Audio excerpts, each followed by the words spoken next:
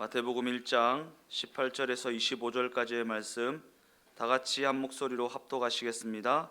예수 그리스도의 나심은 이러하니 그의 어머니 마리아가 요셉과 약혼하고 동거하기 전에 성령으로 잉태된 것이 나타났더니 그의 남편 요셉은 의로운 사람이라 그를 드러내지 아니하고 가만히 꿈꾸자 하여 이 일을 생각할 때에 주의 사자가 현몽하여 이르되 다윗의 자손 요셉아 내 아내 마리아 데려오기를 무서워하지 말라.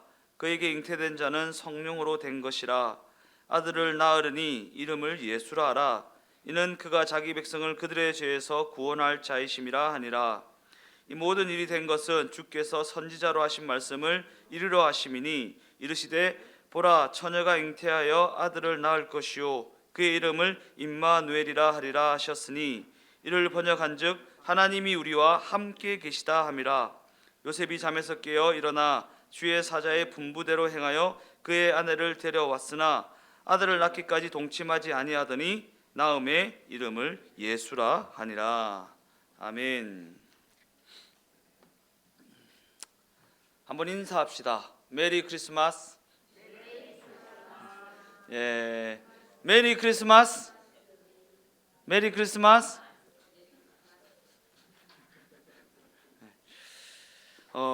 성탄절입니다. 성탄절입니다.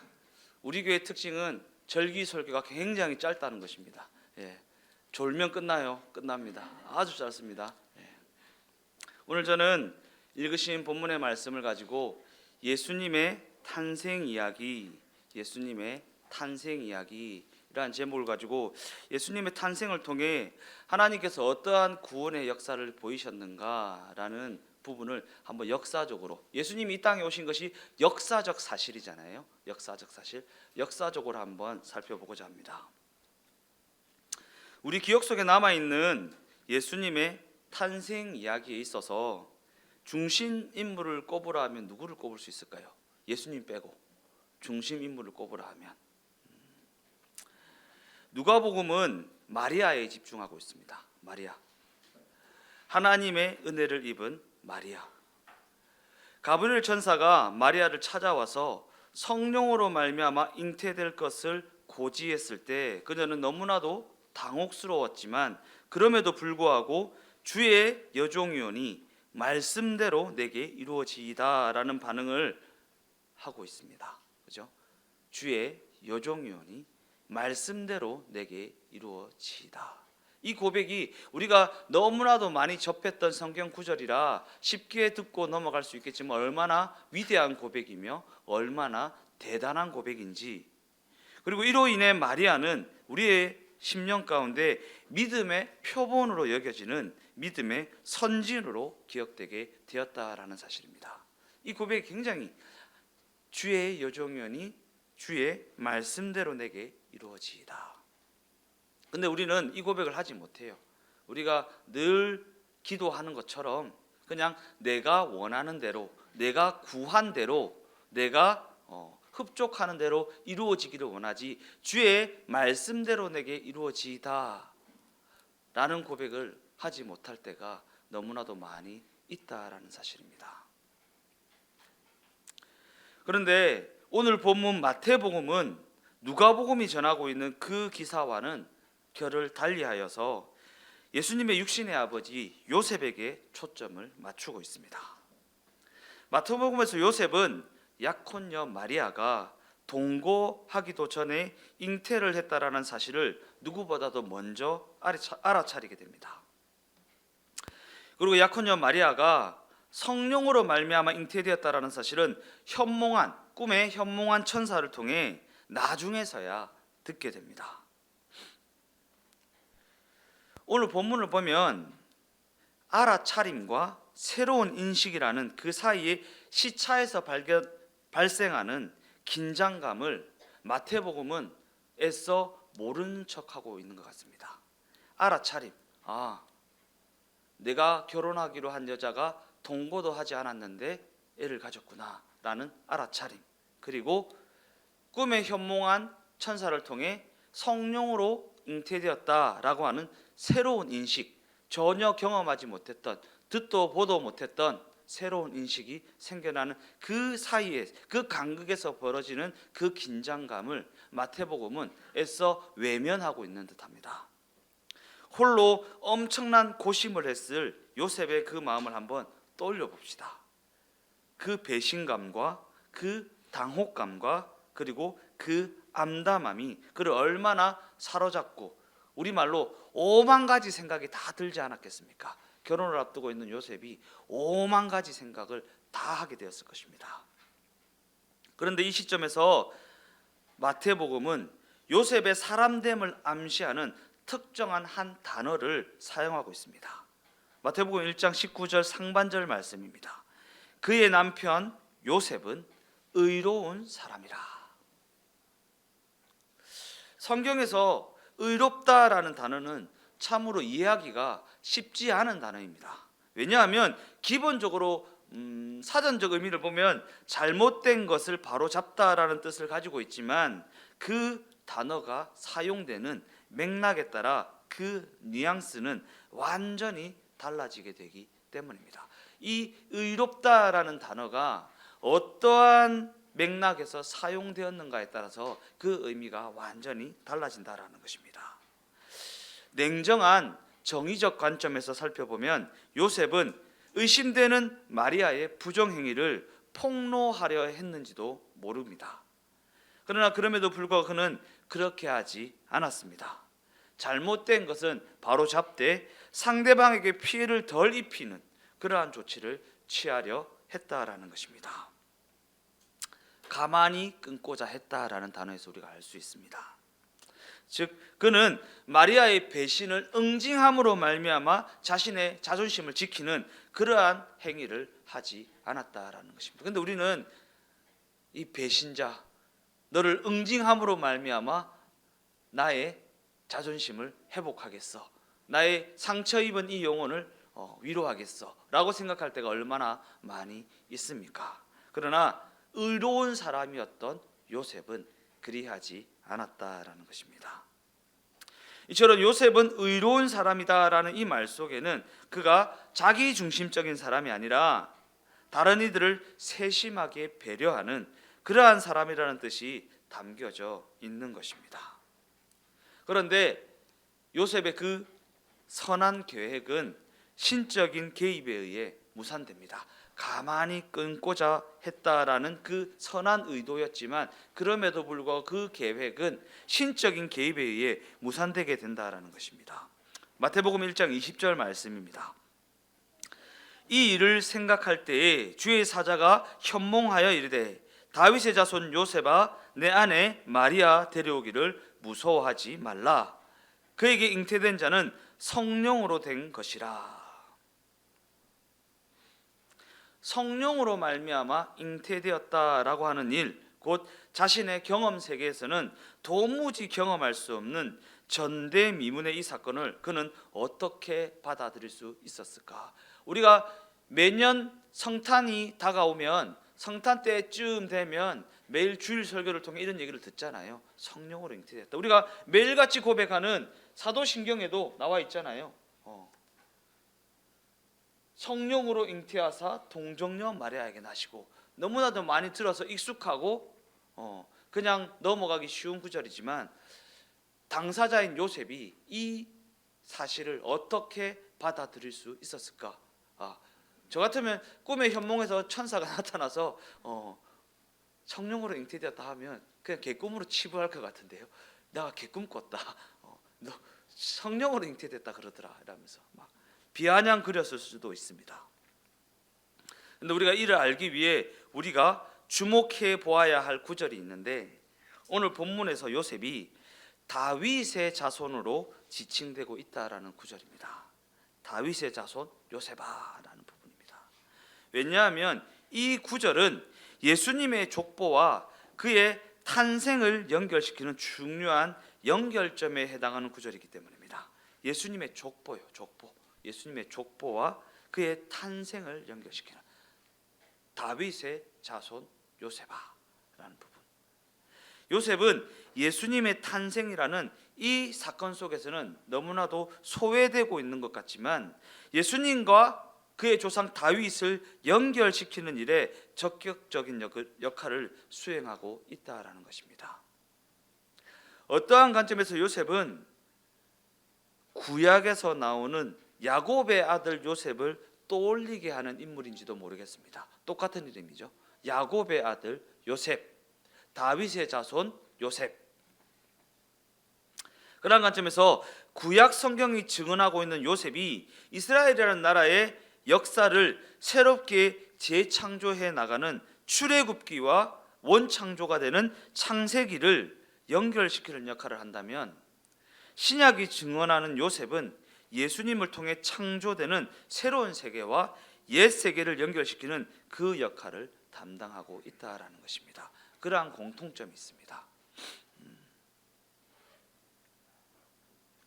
더 나아가 구약이 증언하는 요셉과 신약이 증언하는 요셉은 꿈을 통해 말씀하시는 하나님의 계시에 민감하게 반응했다라는 공통점을 가지고 있습니다. 꿈꾸는 자 요셉, 그리고 꿈의 인도함을 받았던 요셉, 그죠? 그러한 공통점을 가지고 있습니다. 구약의 요셉이 하나님의 계시를 해석하는 자라고 정의할 수 있다면, 신약의 요셉은 꿈으로 인도함을 받는 자라고 정의할 수 있는 것입니다. 마태복음 1장 21절 말씀입니다.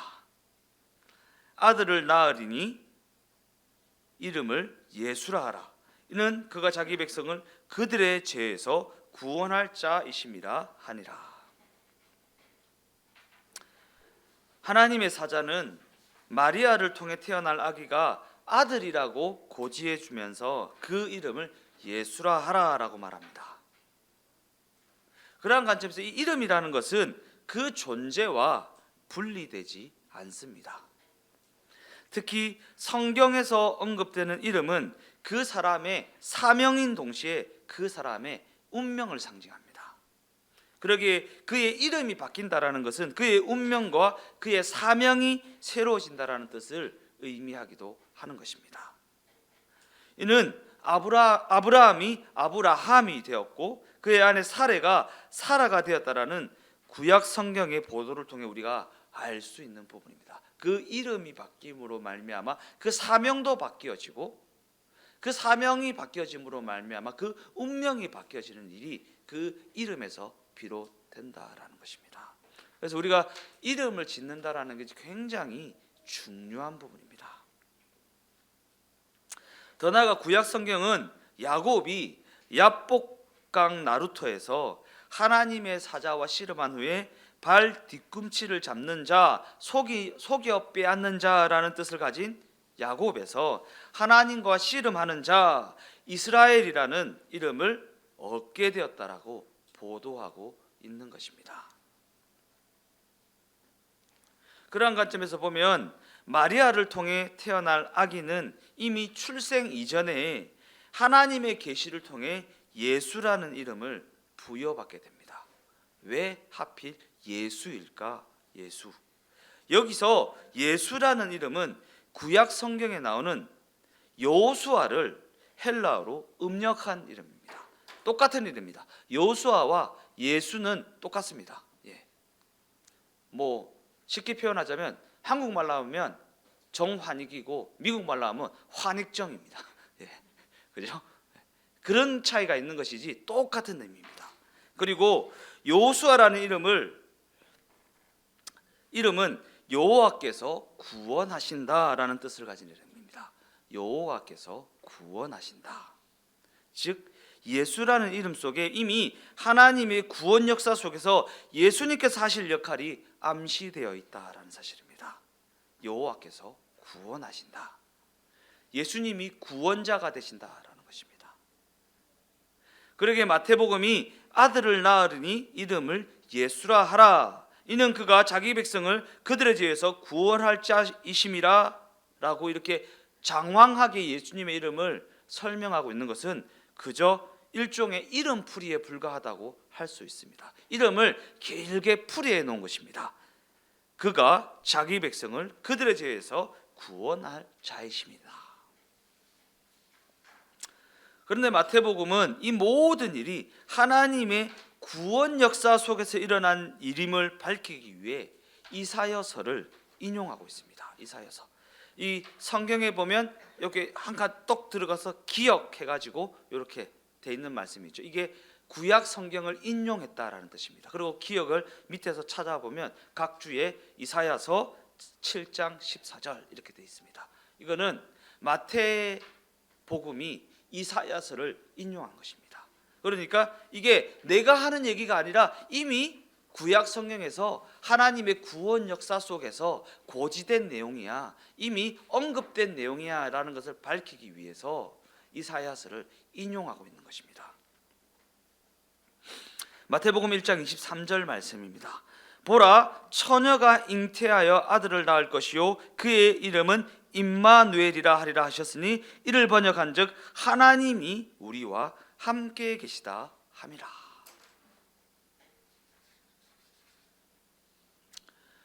사실 이 인용문은 조금 주의해야 할 부분이 있습니다. 왜냐하면 보라, 처녀가 잉태하여 아들을 낳을 것이요 그의 이름은 임마누엘이라 하리라 하셨으니 라는 이 부분을 읽을 때 대부분의 사람들이 이 대목에서 처녀가 잉태했다라는 부분에 시선을 빼앗기게 됩니다. 어떻게 처녀가 잉태를 해? 어떻게 처녀가 잉태를 해? 이렇게 해서 우리의 시선을 빼앗아가게 됩니다. 그래서 우리가 주의해야 합니다. 우리가 처녀가 잉태했다라는 것에 시선을 빼앗겨서 이것이 생물학적으로 가능한 일인가라는 부분을 놓고 논쟁하기 시작하면 본래 이 구절이 가진 진정한 의미는 놓치게 된다는 사실을 주의해야 한다라는 것입니다. 사실 마태복음은 처녀 잉태라는 이 이야기를 의도적으로 끌어들이고 있습니다. 왜냐하면 마태복음 1장 17절 말씀, 오늘 본문 앞쪽에 언급된 말씀을 통해 예수님의 인간적인 혈통을 다윗과 아브라함까지 연결시킨 후에 예수님이 신적인 존재임을 드러내기 위해 성령 잉태 기사를 끌어들이고 있는 것이기 때문입니다. 그죠? 요셉이 예수님의 족보와 예수님의 출생을 연결시킨다 그랬잖아요. 그래서 예수님이 너희의 조상 다윗과 너희의 조상 아브라함의 계보를 잇는 분이셔. 근데 그분은 인간이 아니라 하나님이야 라는 부분을 강조하기 위해서 성령으로 잉태됨으로 말미암아 출생하게 되었다라는 이 기사를 삽입하게 되었다라는 것입니다. 그러한 관점에서 사실 이 구절의 핵심은 성령으로 잉태되었다라는 그 기사가 아니라 하나님이 우리와 함께 계시다라는 뜻을 가진 임마누엘이라는 단어에 있다라는 사실입니다. 임마누엘, 즉 예수님은 존재 그 자체로도 우리와 함께 계시는 하나님이라는 것이고, 더 나아가 그를 통해 우리에게 구원을 가져다 주는 구원자이시다라는 부분입니다.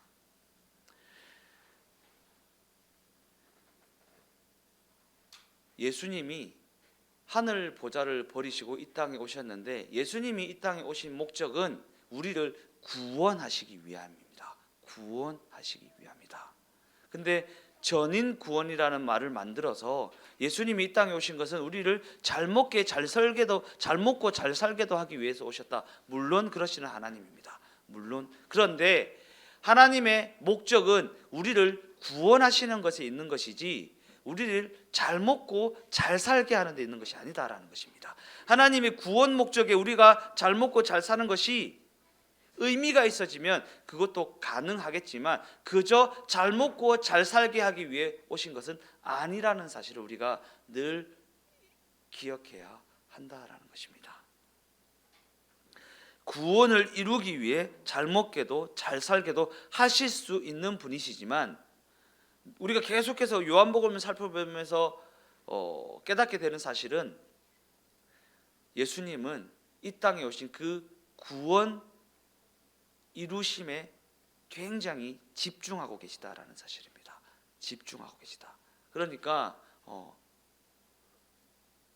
마리아가 가나 혼인잔치에서 예수님에게 포도주가 없습니다라고 했을 때, 여자여 그게 나하고 무슨 상관이 있습니까? 내가 이 땅에 오신 목적, 이 땅에 온 목적과 무슨 연결성이 있는 것입니까? 라고 반문했던 것처럼 예수님은 존재 자체로 우리와 함께 하시는 분이고 우리와 함께 하심으로 말미암아 우리에게 구원을 가져다 주기를 원하시는 하나님이 되신다라는 사실입니다. 다시 본문으로 돌아와서 잠에서 깨어난 요셉은 하나님의 사자가 분부한 대로 마리아를 데리고 집으로 돌아오게 됩니다. 그리고 아기를 낳기까지 동침하지 않았다라고 보도하고 있고 마리아가 아기를 낳게 되자 그 이름을 예수라고 칭하게 되었다라고 보도하고 있습니다. 이는 본문 21절에 나오는 예수라 하라라는 명령과 본문 25절에 예수라 하니라 라는 실행이 온전히 일치되고 있는 장면입니다. 하나님께서 예수라 하라라고 명하셨고 아이가 태어나자마자 예수라고 그 이름을 지음으로 말미암아 하나님의 말씀에 순종하여 나아갔던 요셉. 우리가 이 땅에서 삶을 살아갈 때에 이러한 생각을 좀 해야 됩니다. 그저 그냥 먹고 살기에 정신없이 살아가는 것이 아니라 주의 요종이오니 말씀대로 내게 이루어지이다. 말씀대로 내게 이루어지이다. 과연 나의 삶에는 하나님의 어떠한 명령이 있었고 어떠한 명령이 실행되고 있는가?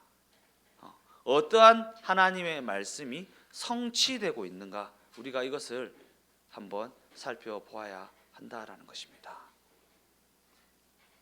예수님께서도 아까 이사야서를 인용하고 있다 그랬죠. 이사야서를 인용. 예수님이 오시기 훨씬 더 전에 말씀이 먼저 있었고 그 말씀이 성취되기 위해 예수님이 직접 오셨고 그로 말미암아 구원이 이루어지었고 그로 말미암아 우리가 지금 이 자리에 있게 되었는데 우리의 삶 또한 이러한 사이클링 속에 있어야 된다는 것입니다. 하나님의 말씀이 있어야 되고 그 말씀이 내 삶에서 실행되어져야 되고 그로 말미암아 하나님의 말씀이 성취되어야 되고 그로 말미암은 하나님의 영광이 나타나야 한다라는 이 사이클링, 이게 우리 삶 가운데 있어져야 한다라는 것입니다. 결론적으로 오늘 본문이 집중하고 있는 요셉은 회의와 확신이 공존하는 현실의 삶에서 오락가락하고 있는 모든 이들에게 신앙의 모범을 보여주며 또한 말씀의 성취를 가져오는 삶의 본을 보여주고 있다라는 사실입니다. 우리 모두의 삶이 요셉의 삶처럼 회의와 확신, 의심과 확신이 공존하는 이 땅에서의 삶의 현장에서 하나님의 말씀이 있어야 됩니다. 그리고 그 말씀에 대한 확신이 있어야 됩니다.